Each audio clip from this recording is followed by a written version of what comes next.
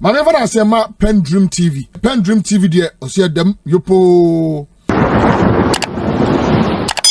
What I would say is Ghana for na benya aban ho abotre. Okay. The government actually mean well for the ordinary Ghanaian citizen. Talking about these forest reserves, let me just quickly rush there. I think the punishment was too harsh. Okay. No, I think we shall share 8-10. Yeah. I can't 3 minutes. 20 kura. Mama 20 no kura. No, say 20 minutes. And I can't 3 minutes. Okay, fine. That's the remember on top. Look at the forest reserves are Omonko jail in 3 years here. Added here. Added. Chairman, I want to make case idea actually. How many months in it? How many years in it? Multimedia the seconds actually will be because of say work on hands. You see, we should be serious. Right. The speed that you use to in jailing some of these people. You should use the same speed in jailing, other, politicians. The Galamsey. And I'm very confident on your program beyond reasonable doubt. Say me, Ibrahim Ali Amiti. If within the coming, months, the current Ashanti regional chairman of the New Patriotic Party. Say abayan timi an kanasem ye amfa no anko mo ya njelina.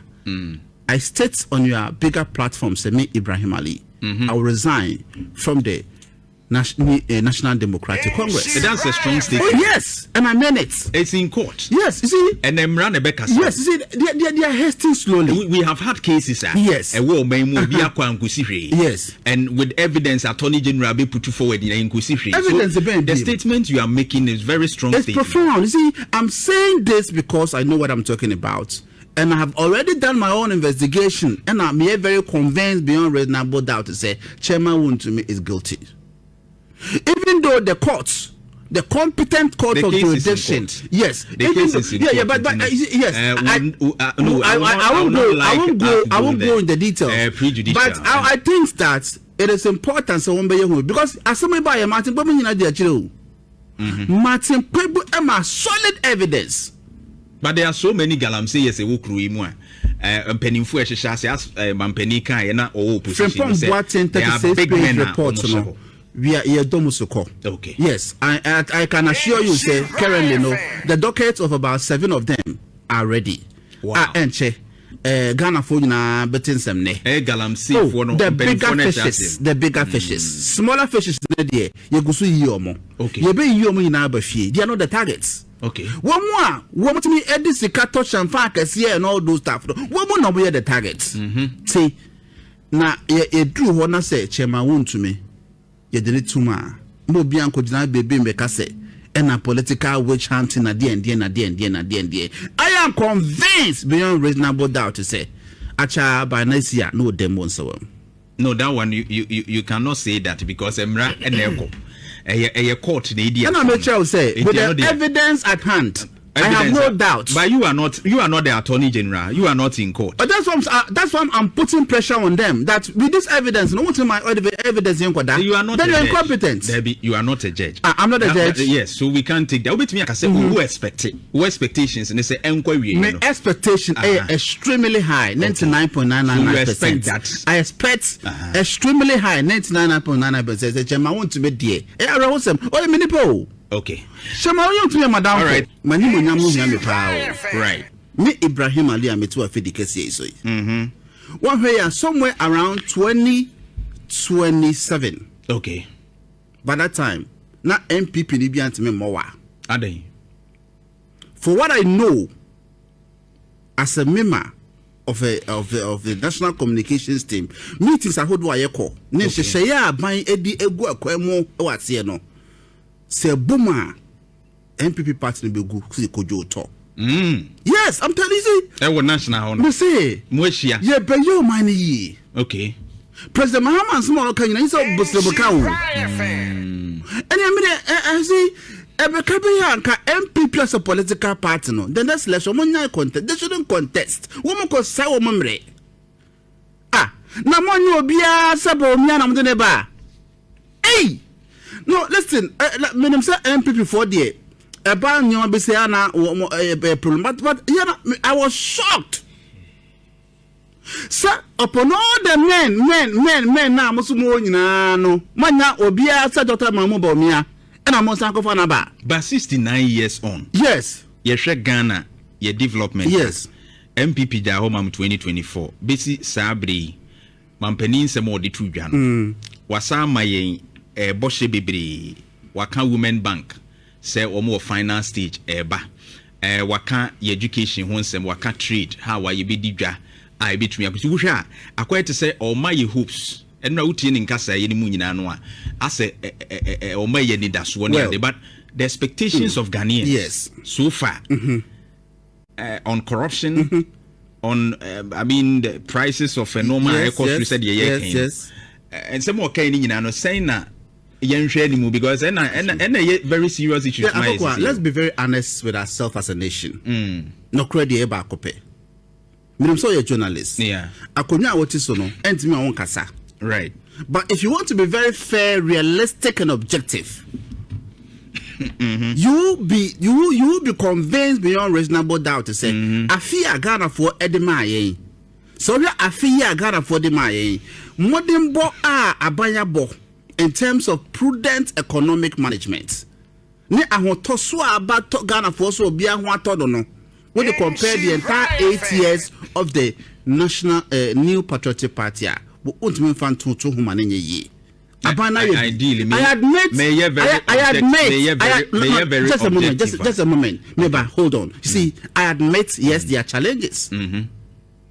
They are. Who are those criticizing? No more about my MPP for. Mufri abemu, muja mubo bosia puduo 700 billion Ghana cedis. Mube toka 122 billion Ghana cedis. Mufri as of late 2024, that your public debt ending up almost 700 and something billion Ghana cedis. No doubt about that. In the Fourth Republic. No, I'm just yes. So we agree. Yes. So let's remind them so that they can stop talking. But we expect in the history of this country, no, I'm not sure they are yet. For now, let me tell the challenge, the problem they created. Domestic debt exchange program, okay. DDP. Yeah, man, woman yeah, Juma several years, 30 years, 40 years, 50 years, monka na. Mo said adaya.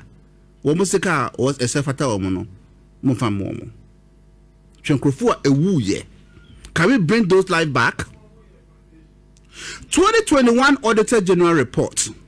Secretary DA almost 12 billion across all ministry departments and agencies. Oko Audit Service 2021 report no. Contract for sales scandal in 2029. Okay, Papa CEO there or selling government contract or to share Kalawela no was Ochedi. No design. CEO is Omodoso. PPA CEO, former CEO implicating something like J. Okay. What does he? So all this mess are creating. Money you are there like you feel like someone creative. Like no air kasa. As I'm talking to you now, Ghana we are here for woman say about prudent economic management. Ghana, we Ghana change.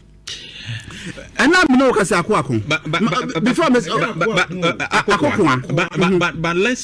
focus on the working. Yes, we agree. Yes, and normal be on the part of the MPP, yes, which we condemn. And so let me come to what we have done since we came. But Mami Kasai an achievements Enra independence. What's he say? He talked about resetting and normal Omaye. Bebe say one. He talked about 24-hour economy. Or yes, factually, yes. Policy amoka asemo de beba. Yes. 69 years on. Mo ansuma besum just a year any. Ye saying Women Bank Maboso. I've talked about so many things. I want you to center it because you're going to say as a yes sir usual thing. Yeah, but see, I'll come there. It's part of my submission, right? But let you understand. Say, over all the economic indicators are right. Amadis Women Development Bank, 24-hour economy. Right. The other promises are buying a year. You're setting grounds no dada. Okay. So what I say, and I'm no can say inflation 3.3%. and Saturday I mean say inflation 3.3%. Somewhere around December 2024, I brought up free abemo. Yeah. Now inflation 23.8%. Yeah. She said they have to say who tiene we better higher propaganda send you mabuako so Ghana for bra. The economic indicators will expose you. You were maybe Hana inflation was somewhere around 50-something% under the leadership of the economic, Brexit. And then her exchange rate. And then her unemployment rate. Mufri Abemune 14.7%. And the unemployment rate as of this today, Saturday, 13.0%. What would I say? So, Fapemo, President Omar, the State of the Nation address, what catch a Ghana phone and say, they say 24-hour economy, so much here to be okay. And check, will roll, this policy out. And I know man, I promise, yes, said the Bebano, the baby, new man, baby, I'm a man, and a BI day, aye. Timothy Ghana for, Sir NDC, and Krana, the MPP. Yeah, boy, a home day. A woman said there are challenges, but I don't think, sir. Challenges are currently alternative, which is the MPP. Right. Because I'm saying, Dr. Bomia, they say, government, what were they able to do apart from free SHS? Oh, I'm asking you. Oh, so yeah, quine. Now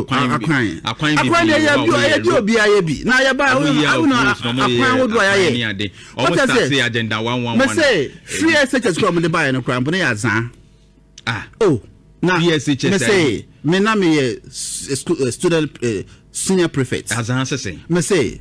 I know me say na me senior prefect. They be. Na me central regional SRC president. Former. You rolling out this policy, no? Yeah, ben. You rolling You rolling out this policy, no? Yet you answer friend. Former school prefect, former DD. See uncle, domo so come here say the program no say running. Yes, the records are there. Me community school, Agri Memorial, AME Zion Secondary School. Me real school mu hono me swing. And then. We class bako. Ni atimia packing kwala sadi. Class 2 content 50 students. The chrome 300 students, they were the same class. Now teacher they made that child there. And then because of free SHS they were buying questions for the students. African Education Watch and other people were complaining about it. Okay. And then KNUST, a lot of people inside KNUST are more AA students, Okay. They don't know their left from right. I can come from Omunya Day, one more empty me. Right. So now was so Ghana phone now so. Because some Becky Kaya and Miyako say, or who say, Abai, woman, any M1 Ghana for. I don't think the crack, and say, Kabeya, Ghana for, and to Aba, Entia, NDC are buying. Said ye beya, woman beba, I bet take it over. Light in Hunsen Sama, or can was away. Right. As of late 2024, okay. Mufria Bemo, Muja, Eka, Poly, 70 billion Ghana cedis. In the energy, sector. So 70 billion Ghana cedis na muja, Osha Esla, Sika Omotimeji was around 45 billion Ghana cedis. Esla, energy sector levy. Womoji, Sika poly 45 billion Ghana cedis. Woman Timian Yusu Sazika de Bio, Antia, Eka, Womo Eburugu ho. Atimi ahwenyankopo anim before leaving office e bro saka pudo say 70 billion one more person be just as kano and to create this mess now mo say twa mo ho e be accuse this government say blight who say somebody that you have no moral right but already no yes they already government through the finance minister yes at the 1 CD levy and they are to fuel so just for the energy sector see between a revamp na me tell say so far be and your previous administration se ka pudu a omojeje no 45 billion Ghana cedis no when me country Ghana for you omudi sika de ye okay poya no man ti asesa ka before say ka be sun asu ago Ghana for so no say wo mo home mo bo no wo mo pack NDC because you are born no mo kofa mo mna no wo senka utimi make sure say saka kasika dudu na mo pudu na mo 70 billion no mo je 45 billion na mo teacher sika de manom spedede na mo de mo de am chepe. Let's be serious in this country. But yeah na ya say asat now. Ye jai MP before ama womanya no kasa. Eto de bia me dwene ho a I can't simply think far, I can't take madness. Because think ye shase ema womo aso sheshe a enka amontimi nya no mpo no makasa wo krom ha. Na se mo na tumi kura mo. Yes. And I'm say mo ba nyina mo say I am very convinced say ora be adwuma na se de esi konwa no na meri a wo hu e wo ho. Because said the normal say call say otie MP for ya na buafu keke they say de ekoso nyina say nya kwa ne senkrampo na eye sin amamuo bi a ye de Ghana for Ghana share NPP nsa 8 good years brabe na me boy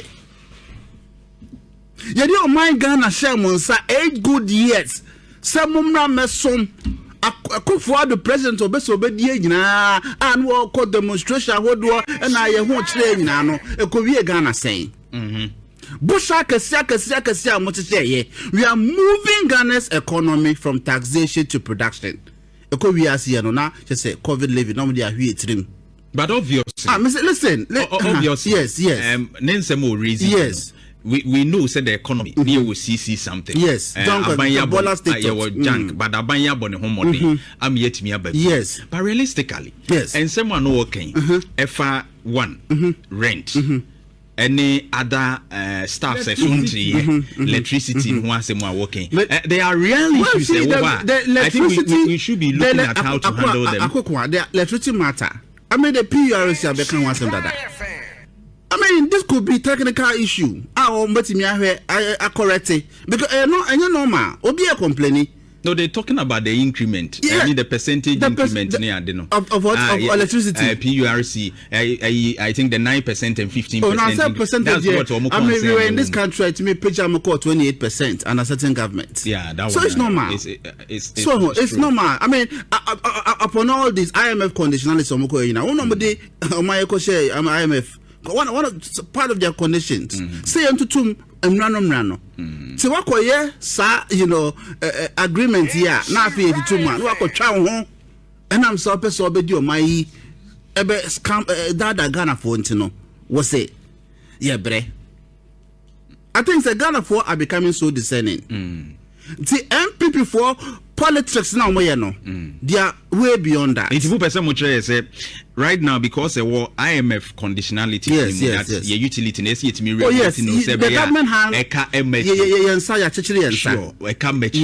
so we are hoping say as president can bring say by June or so June July thereabout we're going to exit the IMF no we hoping say increment because I no there monsan should be Mabadu Oforuko constituency the mention a CP for more especially I'm chairman I'm organizer dollar man me chairman na pay minia first time I'm sharing and minia poliada so jam me pete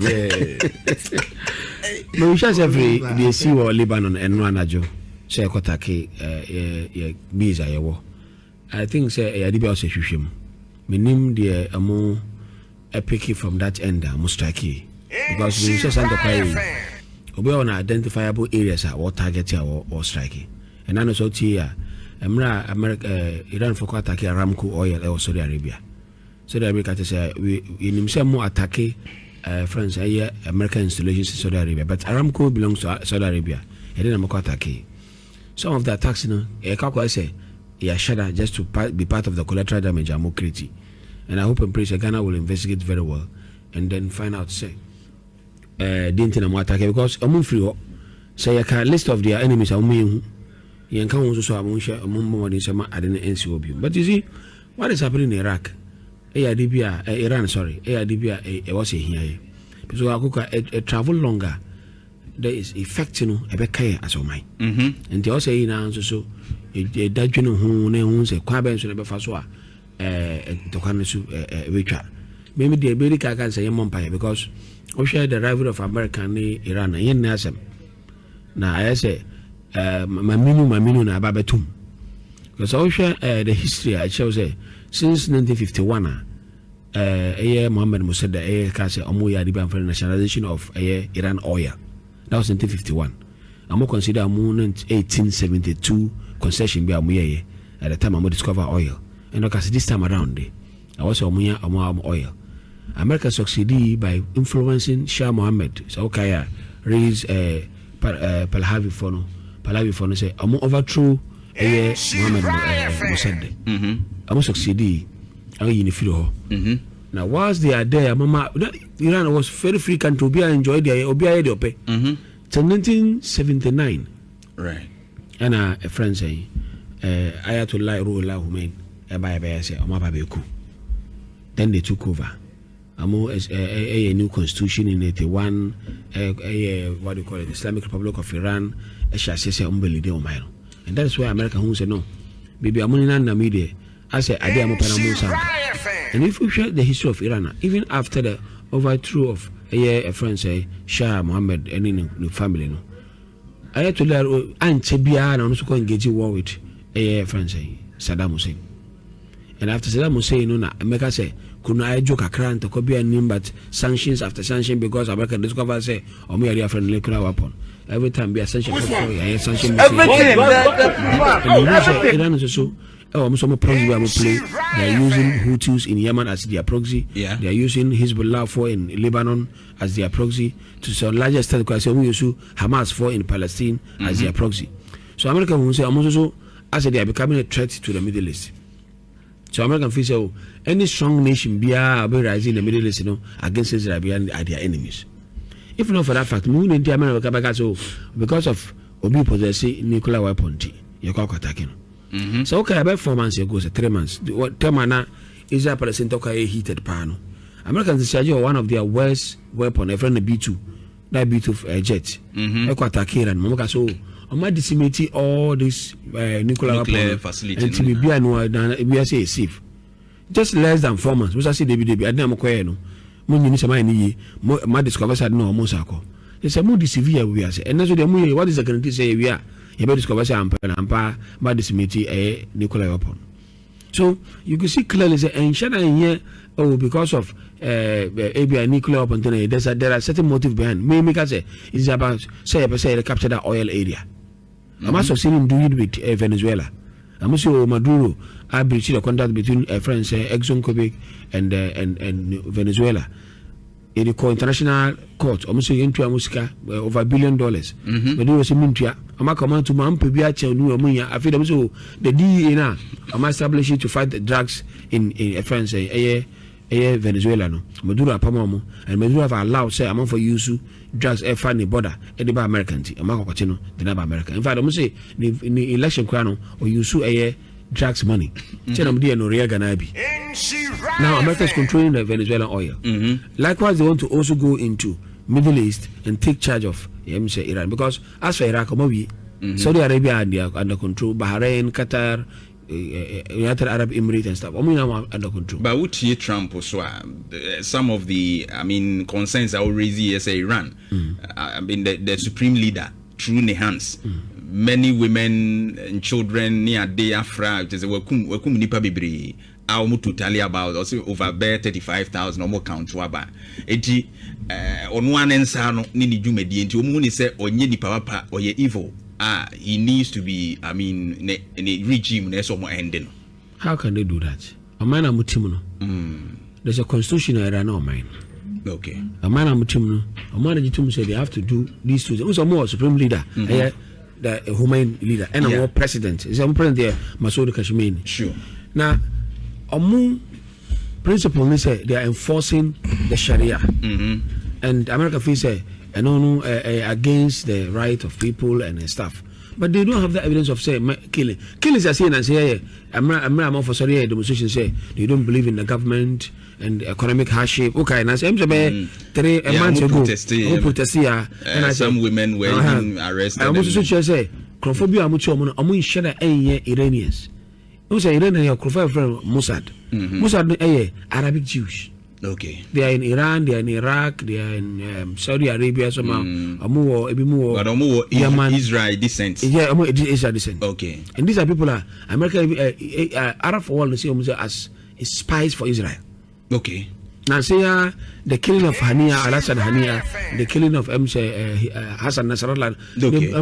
It's a link with start Mossad phone. In fact, the attack at Aramco and America, Saudi Arabia, don't believe say it came from Mossad phone. So these are the people. I'm sorry, they are about 2% in Iran.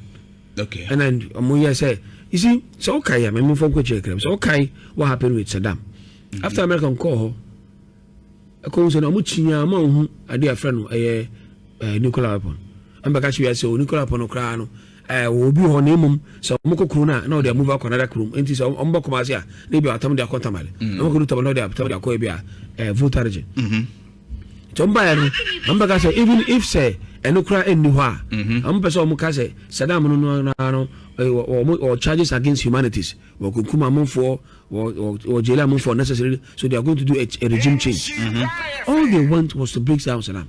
And the system in doing so, after America left Iraq, up to now, Iraq to say. One of us a crewman penal. Mukoy hanging one day, hanging Ukunofria, I copy the Shia Sunni Toka Iraq adequate. The same thing Mukoye with Saddam, France, and Papa say Gaddafi.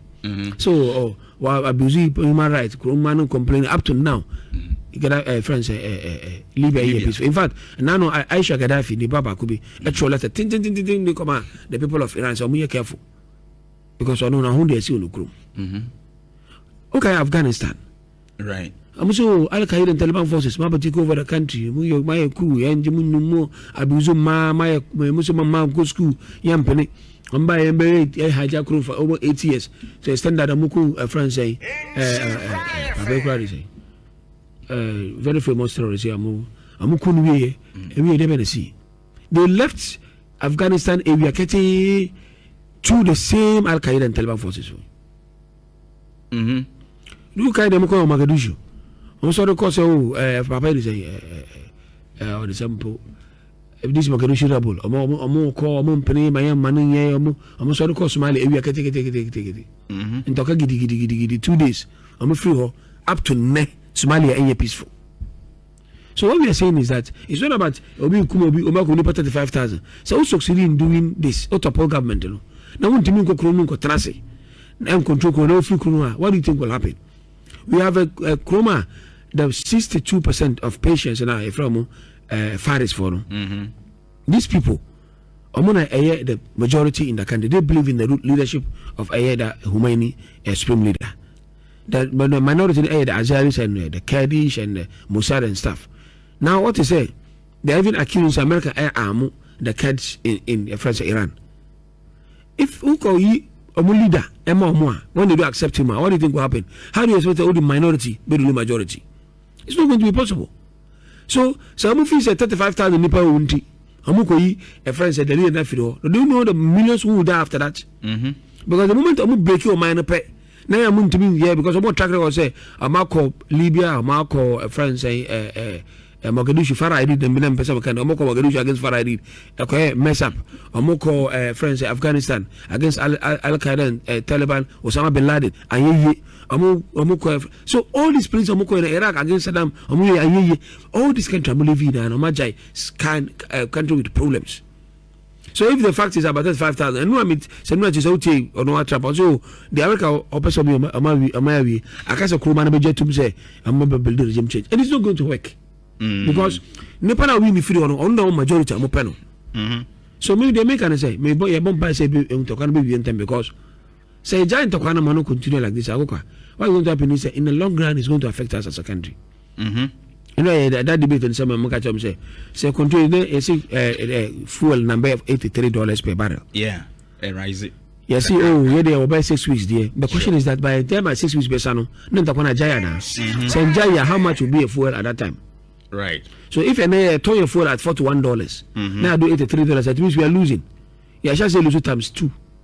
What do I say? It means we have to buy times 2 of the one I sell at $41. So if by the time I get the now I could be, God forbid, I could do $150. It means Ghana government has to do times 3. Yeah. The consequential effect is one, we need to spend more dollars to get the oil, and to take off more dollars, and it will affect the dollar injection again in the Bank of Ghana. It might stabilize the city. So while the price of your friends say fuel air cost no, one should say city bed a bit depreciated, and America the price of cocoa has dropped to 2,000. Why? Because the manufacturers of cocoa say one of their customers are Middle East, as you know, so like in some for enter chocolate output products will be lower, so they are not going for it. So the Americans say we are bomb price and Tokaraman and travel far. But say about boy say Encono, say in an kind of crunch Americans say they are no. My be I don't know if the who would not be our. Yes, they could be say Khomeini and his leadership are bad. But without them it will be worse in Iran, I can tell you. Okay. So Recep Tayyip Erdogan was saying on day when you say you can cut the bio. Right. But say Jaima Iran breaky, not those kidding among himself. It will affect Turkey because you come and support Turkey. Say, I'm going establish. We have a story to tell. What can I say? This profile from Tariq for Libya, Niger, and Algeria. Since the fall of Libya, ammunition, those enclaves are peaceful. I'm not formidable, so they want to establish their own state. I'm not travel down, but do Burkina Faso, but do La Côte d'Ivoire. I'm not about Kukumia Mine say. They have gone far. I could do Sambisa forest. I could merge with the Boko Haram in Nigeria. Harm for. I could do Chad, but Chad army push your maba out. They try to because Sudan and South Sudan and peaceful. This almost a man's uncle. So say German to see and they say, what are you going to do is we are creating rebels for our own in a country. What if the congressman in America say, and yet the victory of America now is the aftermath of the victory? Trump invited what we call rebels and a terrorist for America. Okay. Because I know that these people will end up trying to revenge in other means. Either say I'm going to target American solutions, baby, and Americans are more terrorists. Several things who say Al Zakawi and goes on which America for 2 minutes. I alwast have videos now. What happens in Syria and stuff. So you best say America. It's not about you go kunta kwana na to pull the relationship no we na jana between America. No aja group no mo ko omukunkuma. Omo say na mama all this country mo ko bia up to date that country is peaceful. Remember example when they attack is Saddam Saddam was believed to be a Sunni bias guy. They'll end up giving the leadership of Iraq to Shia. I'm telling you, Prime Minister about 3 times. Apart from that, the killings are occurred between Shia and Sunni in Iraq. A chain to Konina Gulf War and Desert Storm Nina. So what we are saying is that look at what they did in Afghanistan. Who can say omo pia free Afghanistan na mo for the say mo fan come because you know my you come for we so best omo it's all about yekoko and the M1 but now to the papa ya china kotumi a forest hunter no and you see me my Canada be platform is so now I'm for Timase and I want to side with a former papa former minister of national security the papa of free around the juice area. Kanapa. Okay. Say your judgment into the be agency and so. Omuma nema ye so we do watch him say ejina boa kra obi akoye campaign say first cabra na mamuska. Wajija mum first cabra bebre. E dey go 15 years. Within 8 months, you reducing 50 years no to 1 year. What they gonna 2 months. E na firo. Obi come dey no. Wachi say we baba kra chesi fi wuro bebre na wura for that reserve. Wachi mo about 8 9 10 be kuma Motamuna within 2 days, judge in 3 years. Your case of $300 million, $500 million, $600 million, Galamsey, if you want to have 10 years, you have a moment on the post. Say, or mining person. My question is interest, but mining at the Akrantechi. Say, I come back to be good 3 years. I'm not saying the law shouldn't be enforced. Yeah. But we should look, they may make say, you can look at our law. So, they be as I adopt to British law, and liberty. Because I be a lawyer, but I believe, say, Ghana say obi akobia banche na bi na ko 5 years time amrofo ne law no say bonu obi banche And we really be managed so very harshly. We are not working to. And so yes, there be nice for the same law and have a system. Look, you were brought up in the olden days, you know. Say, Sabi, come to our Bushman. Now, I can't even welcome. That's how we brought up to date. You people go to hunting. Will be crab board, they be a common one to be up to now, people are doing hunting in this country. So, for us, you say, come on, be quiet. Every match, Papa, be all coin and Lucas Oko. I should 1 month. Now, publish but 3 years. So, will be now. I feel consider what happened to his family. Do you know what is going to happen to his family? Say because I go quarantine, we don't go to 3 years. Now, money, survival. Look, sometimes we should be a bit considerate. Say, and Nipa who's here. It is only in Ghana they want someone for time in prison. Now they are even called correctional centers abroad. Now, say, also, in terms of somebody police people say school uniform, nobody Prince of Upper. And I say, good, I'm here with UNJ. You say, UNJ, I'm saying MP for Bayano, 1 day, 149. So they are collaborating with her. And I think it's a very good initiative. But so people come quarantine now, a prawanti, also go them 3 years. Now, Prawan lifespan, I say. A Prawan about 3 years here. The whole lifespan, I say. It is very unfair. And then when my man justify that, yes, we agree. And I like the question you ask. Conform me Galamsey or forest, why penalty or you go to Guamanda? So we are only how many excavated the bush, only a proud do our farm so. Nin can't have from saying, now, no, you crab a fee, Udania, Concrofu fee. Walk out at a person, excavated the money, a person, one a proud from so come. Yen two man, Brofu, then did the Muya, in and say we are not a story. Now, because of no behind. Yeah. Obi animti onkodam 3 years. Yakobo no mabona say bia say ebe kwa do president enimu na so be intervene na ye de na ba. Mami finalize on Ghana. Yeah. I think say sister years. Enra what ne o ma tie nyina na say. Oh, enra na most it be a debate hot pandi. Man shall not take us in except kakra through Joy News kakra na mti. But you see me what I'm looking at they say me fi say Ghana ko ba shira pa. 69 years of peace. 69 years of good leadership from the one to the current government. I think so. Would you consider Ghana? Or Ghana compare other countries? Within the 69 years, they say, Yakwakoya maybe war be, Ntokobi, this, whatever. Say tribe be against the tribe. The only time I hear what happened between the northern part in the Rollins time, 1996 and 7 or thereabout, and experience some kind of things. We live very peaceful, but Kakra. Ghana for super ISIS. Right.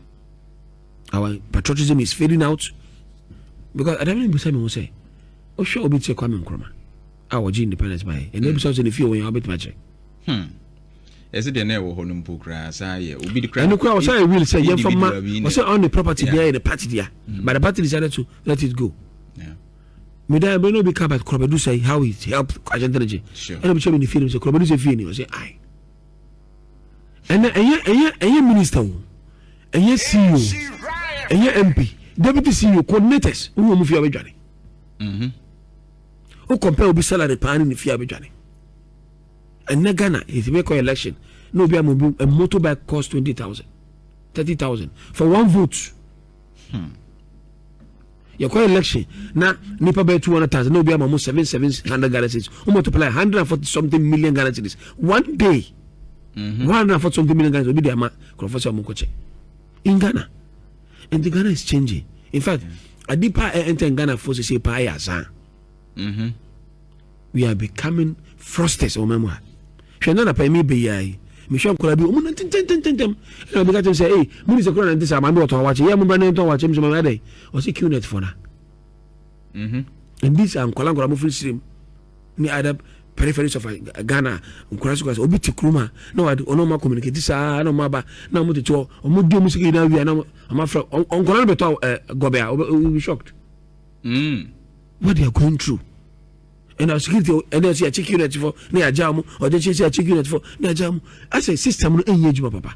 And it's very bad for us as a baby. Or my bagana baby 69 years. I did time you need professors, you need doctors in a young, you know, and now with professors, engineers, or whatever. I feel no Kuruma. Finally, I believe the system in there are good, but for one thing, and they say institutions, you know, when it comes to documentations, we are very, very bad, very, very poor. You keep your records. And the Praga, no Praga no more. Yeah, I got 25% there foreigners. I don't from Niger and Nigeria and Mali. Omo muchina na. Omo muchi pragia won san. It's come among fire baby so more their friend delivery. We don't have their data or be information. They want to always say delivery or philosophy. One day to face if you don't know the two as usual. Yeah. Yeah. It's a kuma BBS or be a diope. Yeah. Or be initiative but no way diope. No proper record. If I move for me for pragia, or take FM. Right. Over in Bra Alaba, only Roxy. Maybe I wouldn't Roxy, so I'll go for yeah, first mammy. What's only Roxy? I was asking myself, I took myself, would take FM only Roxy. And I said, I kind of was one of Frigana. On your gun. And when we started speaking outside, I was kind of purely Niger house. So I'm saying, say, if we do all this up to now, Ghana, it shall be proper record of ourselves.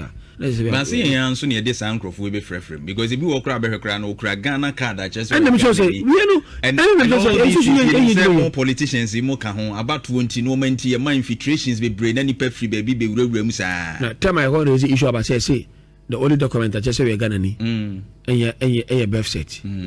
Yeah, come on, I'm saying because what we have said that. We can see what is also be that offering him free, maybe a high and one actual why a Ghana. That cannot be done. World, me background free, more queen in Burkina Faso. That's where my grandfather everybody. Your land or your farm or if I go to the person here Burkina Faso, I have to start there. From fee. Near endorse me now more assemblyman now endorse so near couldn't so by the time I got to Burkina Faso, apart from root to fear and Kazakasa community. But the Kuma who comment here also this also be the Ajwa, that is all your church or channel by you got up a birth set. The next time you move to passport, I also fear it was some fear quite never in a beho. A deal will be observed or cemetery near Tro and one passport. I'll do. So you should be serious. All right. With all this and the outside documentations, I'm telling you, we are very, very bad at all it. Right. Meda CP. Now do $83. It means we are losing. Yeah, I shall say lose times 2. What do you say? It means we have to buy times 2 of the one I sell at $41. So if by the time I get the best now, I could be God forbid, I could do $150. It means Ghana government has to do times 3. Yeah. The consequential effect is one. We need to spend more dollars to get the oil and to take off more dollars, and it will affect the dollar injection again in the Bank of Ghana. It might stabilize the city. So while the price of your friends say fuel air cost one should say city bed a bit depreciated. And America the price of cocoa has dropped to 2,000. Why? Because the manufacturers of cocoa say one of their customers are Middle East, as we know. So like the salmon for enter chocolate output products will be lower. So they are not going for it. So the American say if you are bomb price and Tokaraman and travel far. But say about boy say and say you nan kind of crunch Americans say they are no. My be I don't know if the who would not be our. Yes, they could be say Khomeini and his leadership are bad. But without them it will be worse in Iran, I can tell you. Okay. So Recep Tayyip Erdogan was saying on day when you say you can cut the bio. Right. But say Jaima Iran breaky, let those kids in Iran among himself.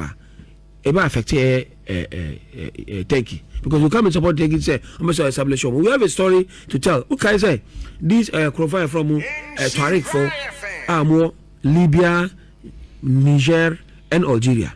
Since the fall of Libya, ammunition, those enclaves, are peaceful. I'm not formidable, so they want to establish their own state. I'm not travel down, Bedu Burkina Faso, Bedu La Côte d'Ivoire. I'm not about Kukumia Mine say. They have gone far. I could do Sambisa forest. I could merge with the Boko Haram in Nigeria. Harm for. I could do Chad, but Chad army push your maba out.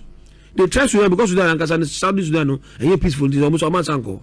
So say German to see and they say, what are you going to do is we are creating rebels for our own in a country. What if the congressman in America say, and yet the victory of America now is the aftermath of the victory?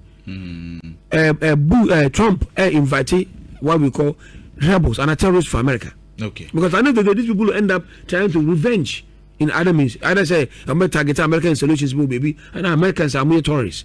Several things who say Al Zakawi and goes on which America for 2 minutes. I alwast have videos now. What happens in Syria and stuff. So you say America. It's not about you go kunta kwana near to pull the relationship and we are not jana between America. No, I just grow no more. I say all this country up to date that country is peaceful. Example, when they attack Saddam was believed to be a Sunni bias guy. They'll end up giving the leadership of Iraq to Shia. I'm telling you, Prime Minister 3 times. Apart from that, the killings are called between Shia and Sunni in Iraq. A chain to Konina Muye Gulf War and Desert Storm Nina.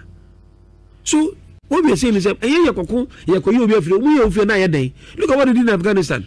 Who can say Omu Pia Afghanistan and I'm for the Edu say Mufan because you know my come for every so best it's all about Yaku and then the M1. But now to the Papaya China Kutumi. A forest hunter. And you see me, my Canada be platform is now I'm on Timasi. And I want to side with a former minister of national security, the Papa of free around a juice area. Kanapa. Okay. Say your judgment into the be a and so. Omuma Nemaya. So we watch him say it now boa crowd Obiako ye campaign, say for Scabra and Momuska. What did you move for Scabri? You didn't go to 15 years. Within 8 months, you are reducing 50 years to 1 year. What are you going to 2 months? You ain't a Obi come denu. Watch this away about crowd. Chesi if you will be believing about for that reserve. Watching more by 8, 9, 10 be okumo. Motamona within 2 days, judging it 3 years. Your case of $300 million, $500 million, $600 million, Galamsey, everyone have 10 years. You have a mono post cry. Say or mining person. My question is interest, but money at the Akrantechi. Say I come back to go them 3 years. I'm not saying the law shouldn't be enforced. Yeah. But we should look. They may make say you can look at our law. So they be as I adopt to British law and liberty. Because I be a lawyer was but I believe say Ghana say Obiako be a banchi. Maybe not go to 5 years. Time I'm rofune law no say Bonu be a banchi. E be really be a banchi so when very harshly we are not do work to. And this way say there be nice for the same law and the system. Look, you were brought up in the olden days, Say, Sabi, come to Ura Bushma, na Akantiba Mukum. That's how we brought up. Up to date, you crocodile, people go to hunting. Ubi crab board, they be a common one to be up to now, people are doing hunting in this country. So, forest of the Nuka say, Common Ubiqua, every much transfer Papa Bibi, Oko and Lucas Oko, as we 1 month. Now, publish was on but 3 years. So, now, have you considered what happened to his family? Do you know what is going to happen to his family? Say because I go quarantine, we don't go to 3 years. Now money in survival. Look, sometimes we should be a bit considerate. Say a nipa who's here. It is only in Ghana they want someone for time in prison. Now they are even called correctional centers abroad. Now say also in terms of somebody police give us say school uniform, nobody prince of upper. And say good, here with UNJ. Yeah. You say UNJ I'm say MP for Bayano, 1 day 149. Sure. So they are collaborating with her. And I think it's a very good initiative. But so people come quarantine now a prawanti, also go them 3 years. Now program lifespan say.